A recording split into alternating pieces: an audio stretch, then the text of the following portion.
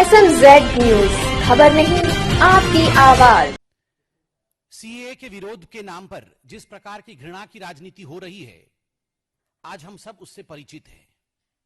जहां तक सीएए के विषय में ये जो तथाकथित प्रोटेस्ट हो रहे हैं, प्रोटेस्ट करना बुरा नहीं है, लोकतंत्र में आप प्रोटेस्ट कर सकते हैं, किंतु जिस प्रकार की घृणा की राजनीति, जिस प्रकार की हेट्रेट की राजनीति पूरे देश में कुछ लोग फैलाने की कोशिश कर रहे हैं, आज उसका कुछ उदाहरण आपके सामने हम लेकर आए हैं।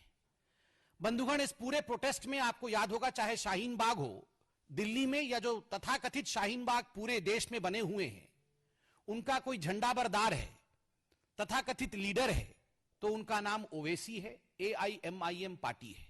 अब याद करिए, शाहीन बाग में आकर उनके रिप्रेजेंटेटिव्स वारिस पठान इत्यादि ने बहुत सारे भाषण किए हैं, उनको मार्गदर्शन दिया है, उनको गाइडेंस भी दिया है। कल ओवैसी जी के मंच पर पाकिस्तान जिंदाबाद के नारे लगते हैं। यह कोई साधारण मंच नहीं था, यह CAA के ऊपर मंच था। CAA के विषय में उस मंच पर बातचीत हो रही थी, उसमें पाकिस्तान जिंदाबाद के नारे लगते हैं। बंधुगण, जब मंच के पीछे यह सिखाया जाता है तो कभी कभी मंच के आगे हकीकत निकल जाती है। जब मंच के पीछे पाकिस्तान को ऑक्सीजन देने की बात होती है और मंच के आगे संविधान और तिरंगा पकड़ने का नाटक किया जाता है, तो कभी कभी हकीकत मुंह से निकल जाता है। तो यह जो पाकिस्तान जिंदाबाद धड़ल्ले से बोला गया ओवैसी के मंच पर, एक बात स्पष्ट होता है कि कहीं ना कहीं कुछ लोगों के मन में खोट जरूर है और वो मुसलमानों को एक कैनन फॉडर के रूप में उनको बरगलाकर, उनके सामने झूठ परोसकर, उनको झूठ बोलकर CAA के प्रोटेस्ट के नाम पर जिस प्रकार की वार्तालाप कर रहे हैं, जिस प्रकार का एक षड्यंत्र रच रहे हैं, वो आज हम सब देख रहे हैं। बंधुगण, पाकिस्तान के जिंदाबाद के जब नारे लगे तो ओवैसी जी ने तुरंत माइक छीन लिया। मेरा सवाल आज केवल ओवैसी जी से नहीं, मेरा सवाल ओवैसी जी के कई साथियों से हैं जो अपने आप को आजकल लिबरल्स भी कहते हैं। वहां तो माइक छीन लिया, मगर जब 15 मिनट तक वारिस पठान अनर्गल जहर उगल रहे थे तो वहां माइक क्यों नहीं छीना? उस मंच पर ओवैसी जी भी मौजूद थे। वारिस पठान से एक क्षण के लिए भी माइक नहीं छीना। वारिस पठान क्या कह रहे थे? और याद रखिए, वारिस पठान कोई इंडिविजुअल नहीं है। वारिस पठान ओवैसी जी के पार्टी के सबसे कद्दावर नेताओं में से एक है, पूर्व विधायक है। और उनका क्या कहना था? पहला वो कह रहे थे, हम छीन के लेंगे आजादी। जब आजादी मांगने पे नहीं मिलती है तो छीन के आजादी लेनी पड़ती है। मैं पूछना चाहता हूं इन तथाकथित लिबरल्स से कि कौन सी आजादी चाहिए आपको? किससे आजादी चाहिए?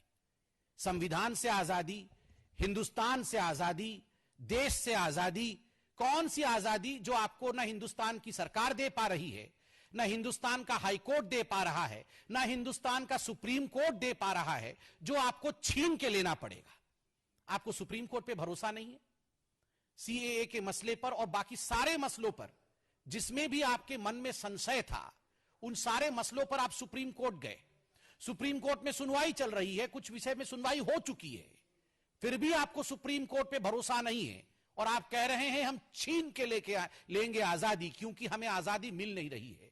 तो question number 1 to all the liberals, not just to mister Owaisi, ये बार बार जो आजादी आजादी के नारे लगाते हैं, कौन सी आजादी आपको चाहिए, ये आज आप हमें बताएं। नंबर 2, ओवैसी जी के पार्टी ने कहा कि ये जो शाहीन बाग में महिलाएं बैठी हुई हैं, ये शेरनियां हैं, और अभी तो केवल शेरनियां उतरी हैं और आपके पसीने छूट गए। जब हम उतरेंगे तो आपका क्या होगा? तो in fact we have been vindicated. जो हम कह रहे थे वो सत्य था कि इन दादियों को आपने शील्ड के रूप में, एक ढाल के रूप में इस्तेमाल किया है। You have used the ladies of Shaheen Bagh just as a shield to further your cause of hatred, to further your cause of wrong and false propagation.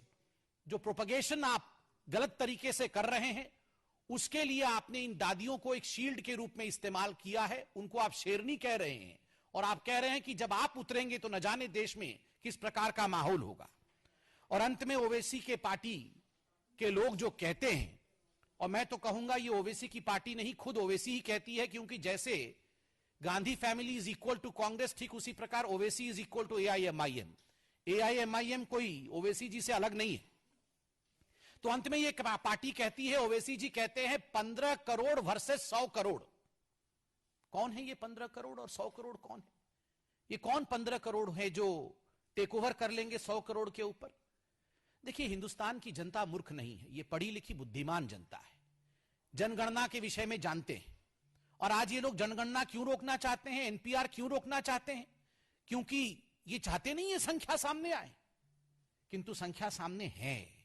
किसकी संख्या लगभग 100 करोड़ है, किसकी संख्या लगभग 15 करोड़ है। आप देश को क्या करना चाहते हैं? आप इस प्रकार के विभाजनकारी बयानों को क्यों जारी कर रहे हैं? आप देश के लोगों को लड़वाना क्यों चाहते हैं? Why are you intimidating people? Why are you instigating violence in this country is my question, not only to Mr. Owaisi, but to all those so-called liberals who are standing behind Mr. Owaisi, who are like Owaisi.